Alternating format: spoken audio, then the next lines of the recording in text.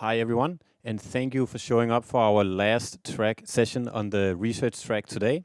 This session is together with Harvard ITU University of Copenhagen and Mastercard and will showcase you how they have leveraged business travel expenses through Mastercard's corporate card in order to predict economic growth in specific countries and industries. We hope you enjoy this session and thank you for showing up today.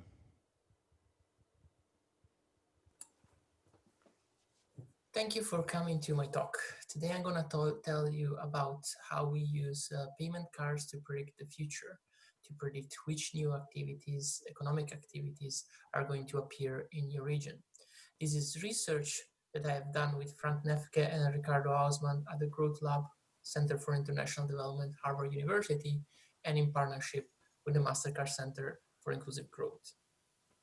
So if you are interested in making an investment, you need to have an instrument that tells you where interesting things are going to happen. You want to know when new activities are going to appear seemingly out of nowhere, or which existing activities are expected to grow so that when you put your investment down, you are expected to get good returns by these blooming activities.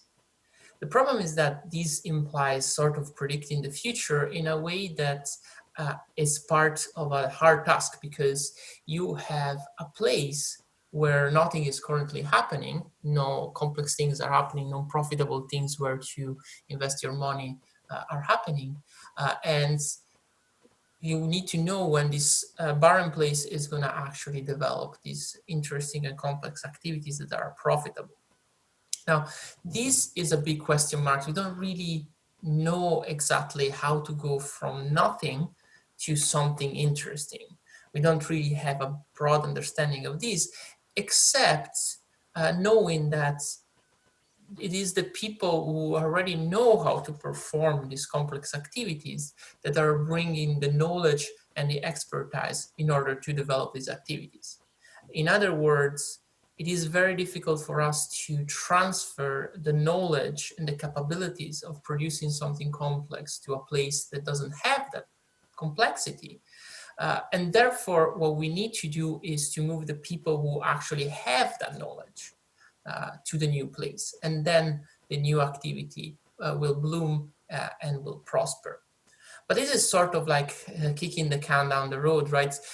We just have moved our question mark from how do we move the knowledge to a place that has no knowledge to how do we know where this knowledge is and how is it flowing, how it is moving. Because if you know how the knowledge is moving, then you can predict where this knowledge will stick and where these new activities will be performed.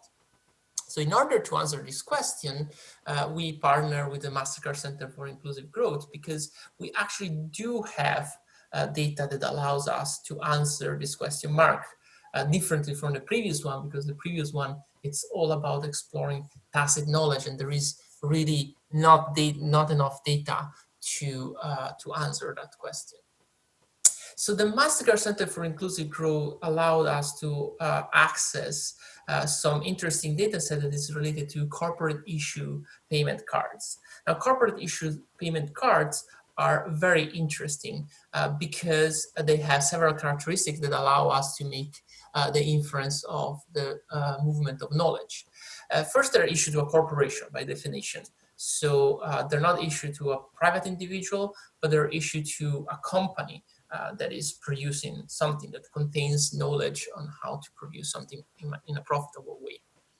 They're also used for work activities. So whenever an individual uses these cards, it means that they are performing some kind of activities that is related to their work.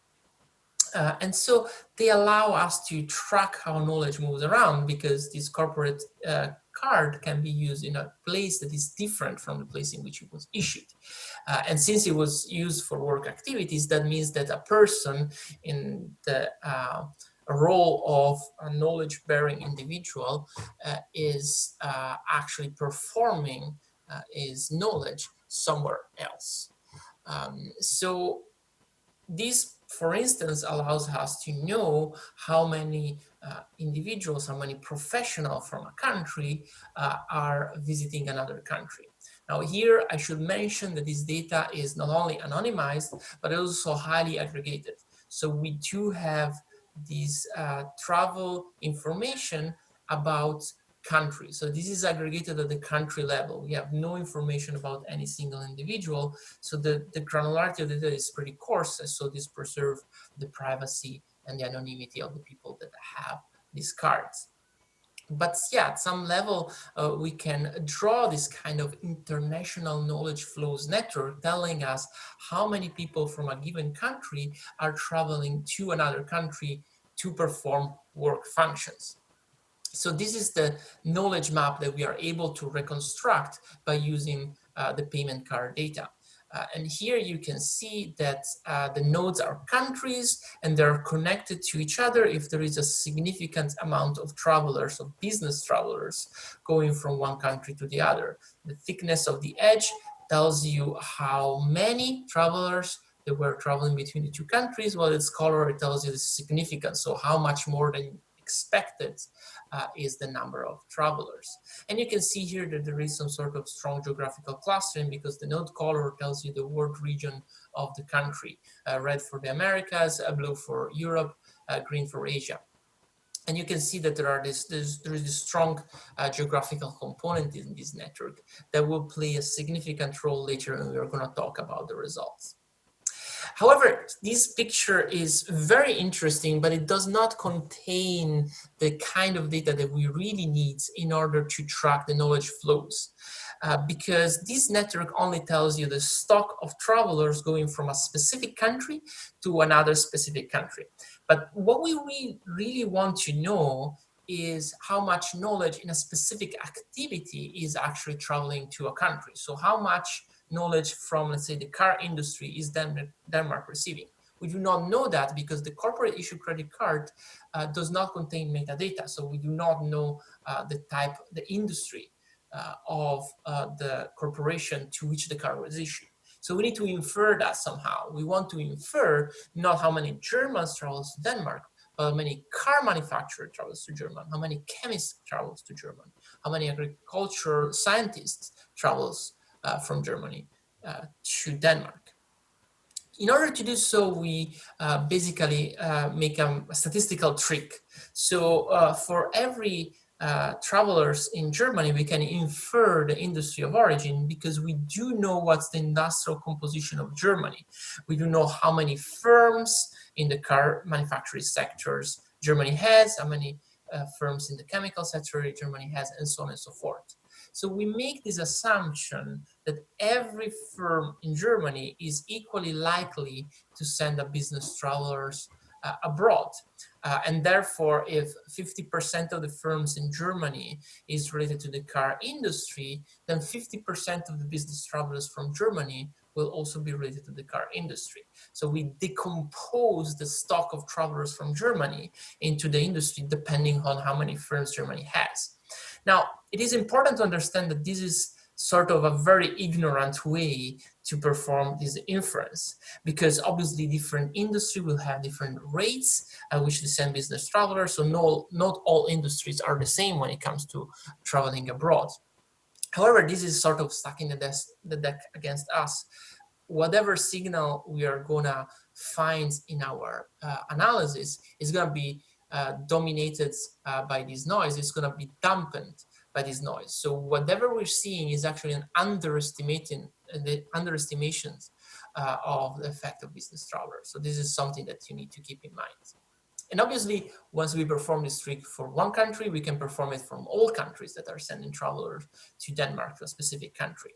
So at this point, we can translate this country-to-country network to a knowledge-to-country network. And now we do know what's the intensity of knowledge that Denmark receives or any other country receives from all the different industrial sectors. And now we can ask the question, is this intensity related to the industrial activities that Denmark is starting or is increasing?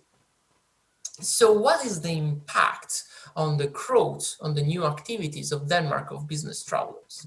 Well, let's make a simple example in order to understand what's the impact of business travelers. We can suppose that Denmark doubles the number of business travelers that receive from a particular sector. Originally it was 100 and now it translated to 200. What would we expect these to cause into the Denmark industrial activity? Well, what is happening, what we see in our data, is that we expect that 6 to 14% growth in the corresponding industrial sector. This is actually a remarkable growth, first because it's compounds. So the more these travelers are starting to get to Denmark, the more this advantage builds over time, and therefore you have this growth. So the red part is what we expect to happen by increasing the business travelers against the blue part. But also it's because business travelers is somehow very weak impact on the country. We are just talking about a number of people that are visiting Denmark for a few days in order to perform some work activities. And we are talking about a handful of people. We are not talking about millions of people, but it's in the thousands. So this is a remarkably small input that translates into a gigantic output. And moreover, we also have a good data to infer that this is a causal effect. In economics, it's very difficult to establish causality, but here we look at different visa regimes as an instrument, and we see that its actual effect of business travel, it is causal, it's not just a correlation. So one can make thought experiments to try to estimate what is the contribution that a country has on the global economy. So how much are the business travelers coming from a particular country contributing to the global economy? And we find that for some countries, this impact is really large. For instance, German business travelers are contributing up to 4% of GDP growth globally. And this is made by making this sort of weird thought experiment. So we are thinking, okay, what will happen to the global GDP if a country will stop sending altogether business travelers? Now, when we did this analysis, we didn't really expect that something like Corona happened. So what we use as a simple example actually is starting to look like a reality. So we are actually having this instrument that telling us what is the impact of a pandemic, of closing borders and stopping business travels altogether to the global economy. And you may think, well, but this is not really what's going to happen because we have Zoom, we have telecommunication technologies that have nullified the effect of distance in the global economy. And that is not really the case. Obviously, these technologies help a lot, but in our data, we actually see that the number of business travelers, but more importantly, the expenditure that company made on business travel is on an incredible growth. So we have data from 2011 to 2016, and we see that the growth in business travel spent in blue here outpaced GDP growth by a large margin. And this is a growth that involves really, really huge sums. The Global Business Travel Association estimated that in 2018, so before the Corona epidemics, corporations were spending up to $1 trillion every year to make business travel. This is a staggering amount. If there was a way in 2018 to save $1 trillion in the global economy, corporations would have found it, or at least would have shaved off whatever they could. And installing Zoom does not cost $1 trillion.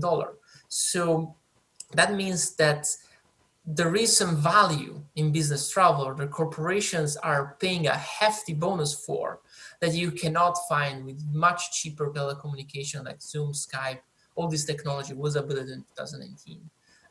But corporations still spend $1 trillion on business travel. And therefore, we do expect that this large impact on the global economy will happen because of the cessation of the great diminishing of business travel due to global pandemic.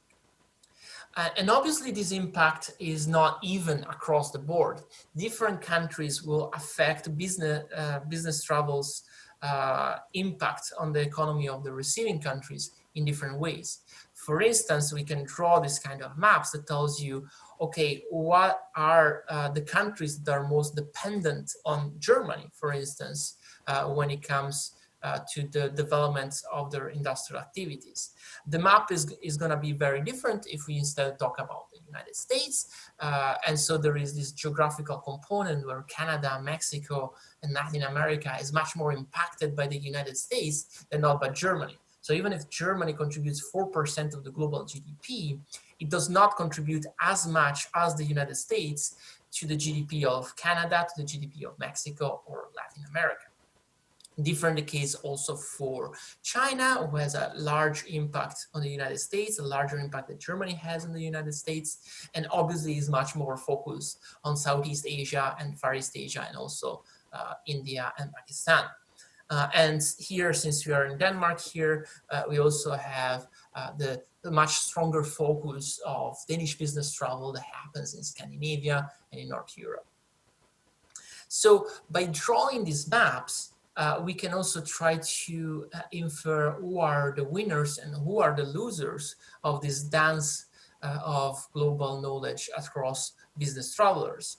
And here we come back to the strong geographical component that you can see from these maps, but you will also see in the network that I showed you at the beginning.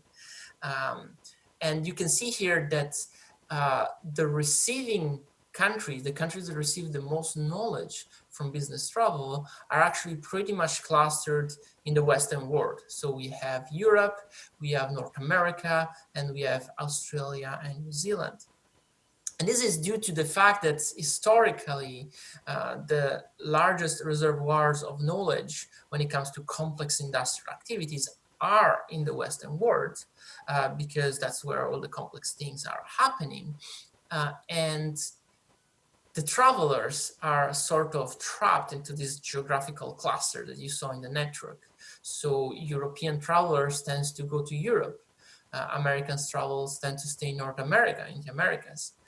And therefore, the other countries are sort of excluded from these knowledge travels. So if you want to build a more inclusive global growth, we want also to find a way to encourage this business travel to exploring outside their comfort zone, outside the travels that they're already doing, in order to include the parts of the world that will benefit the most from the knowledge, because they will be able to greatly increase the complexity and the profitability of the activities that they are performing. In order to conclude, to sum up, I try to convince you that if you want to know where growth is going to happen, because you want to invest in it, you want to facilitate it, you need to look at where the brains with knowledge are going, because that's how places that do not have knowledge acquire new knowledge, by attracting the brains that contain the knowledge. This payment data, this aggregated and anonymized corporate payment cards data, is going to be very helpful to predict this future investing opportunities, because these corporate issue credit cards are linked, they're traveling together with the brains that have the knowledge, and therefore by transitive property, they're traveling together with the knowledge. So if you want to know where knowledge is going, you should look at the traces that these payment cards are leaving on the global economy. Using network science tools, we highlighted and we estimated how much business travelers are causing global growth, and we estimated it to be in between a 6 to 14% growth rate contribution, and a large contribution to global GDP. If you want to know more about this research, there are many ways you can engage with it. I put some links in this presentation. I hope you have access to the slides. You can read the original paper, which was published in the journal Nature Human Behavior last month. There are a bunch of articles that you can see that are more on a pop science kind of communication on my websites, on Harvard websites, on Project Syndicates. You can also listen to a podcast that the authors of the paper have recorded, and you can actually engage directly with the data, because the Mastercard Center for Inclusive Growth is kindly hosting the data that is necessary to replicate our results. These are treated in such a way that you cannot reconstruct anything that is sensitive about the individuals that are contributing the data to for this work. And you can always contact directly me by email or by Twitter. So thank you very much for your attention.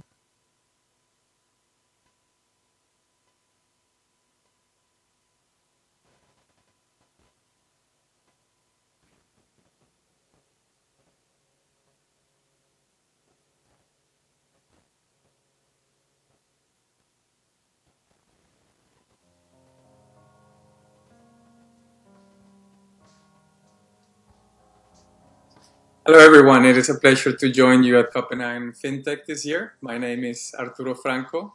I'm the Vice President for Research, Data, and Insight at the Mastercard Center for Inclusive Growth. The Center for Inclusive Growth is Mastercard's social impact hub. We believe that companies can only be successful when the world is successful, and that the benefits of the economy need to be more broadly shared. And so we use our resources, our data assets, the talent of our employees, and our granting capacity to create partnerships that will make a better and more inclusive economy in the future. One of those partnerships started 3 years ago with the Harvard Kennedy School. And you just saw on Michele Coccia's work that it has led to very interesting research, very interesting insight that can be used by decision makers around the world to try to get the world to grow again and to build an economy where more people belong. And so today I just wanted to talk a little bit about the research and a little bit about how a company like MasterCard, with all of these assets, tries to put them on the table for good, for social impact. Let me just take a second to show you a very interesting video from 1964. This is Sir Arthur Clarke in the World Fair, where he was predicting how the world would look in the year 2000.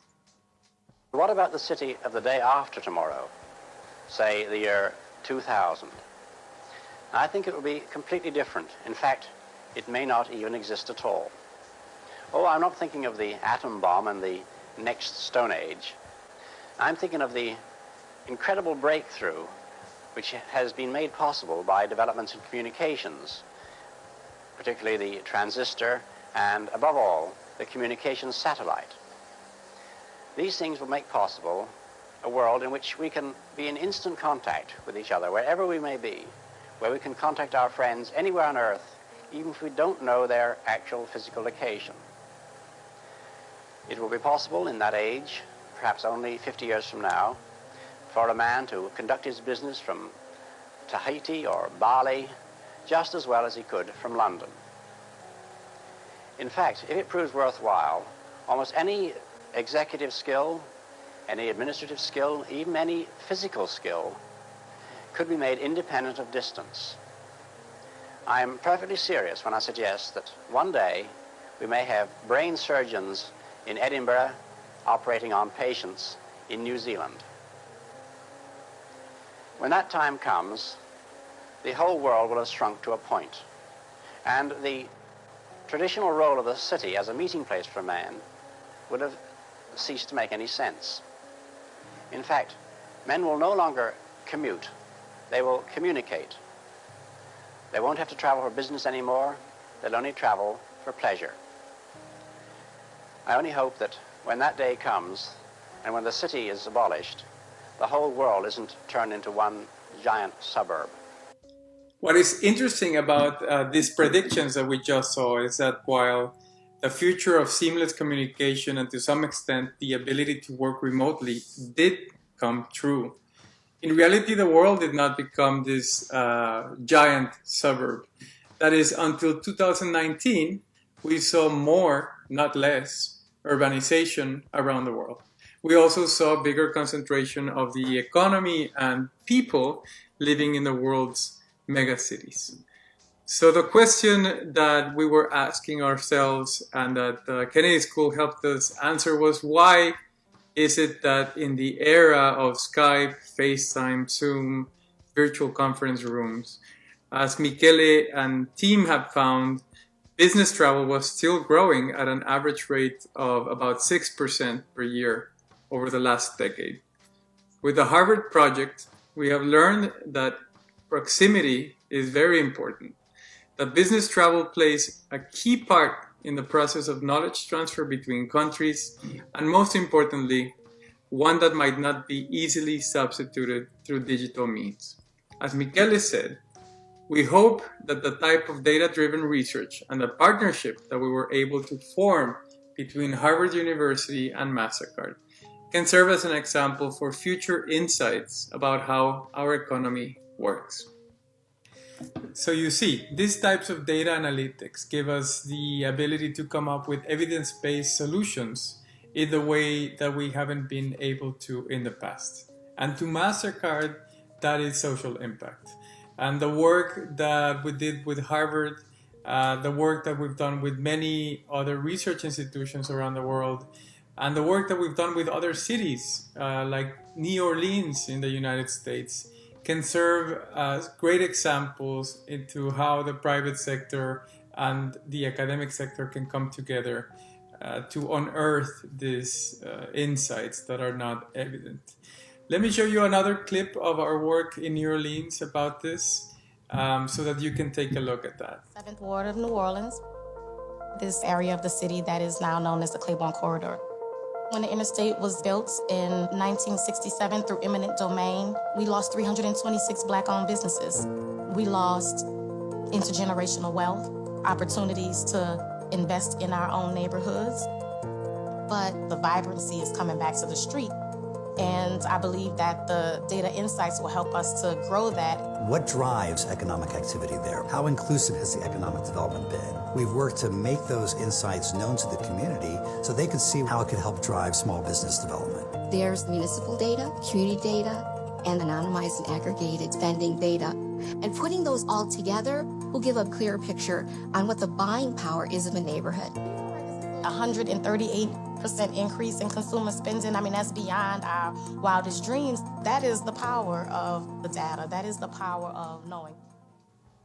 So with that, I'd like to thank you again for having us in your conference, for allowing us to showcase our work and the power of data analytics and partnerships between the private sector and the social sector. If you want more information about the work that we do, you can go to mastercardcenter.org. We hope you enjoy the rest of the sessions. Have a great day.